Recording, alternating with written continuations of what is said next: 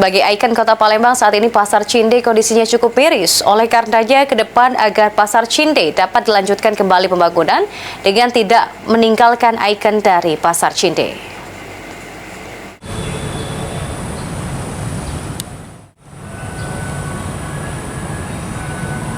Berada di pusat Kota Palembang, Pasar Cinde yang menjadi ikon Kota Palembang kondisinya kini memprihatinkan. Rencana pembangunan Pasar Cinde sebagai pasar modern pun tertunda, bahkan kini masuk ke ranah hukum yang berujung dengan ditetapkannya status tersangka terhadap mantan Gubernur Sumsel Alik Nurdin dan mantan Wali Kota Palembang Harno Coyo beserta 3 orang lainnya.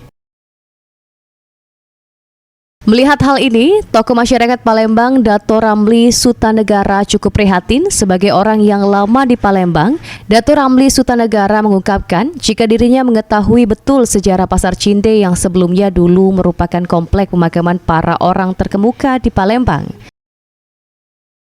Namun kini Pasar Cinde yang sempat terkenal sudah hancur, sehingga ke depannya Dato Ramli Sutanegara berharap agar Pasar Cinde bisa kembali dibangun dengan tetap tidak meninggalkan ikon dari Pasar Cinde itu sendiri. Bangun kembali tapi jangan tidak meninggalkan satu secuil kenang-kenangan. Sekarang masih ada itu kan, tiang cendawan itu. Nah itu tinggal kelas 1-2 untuk kenang-kenangan.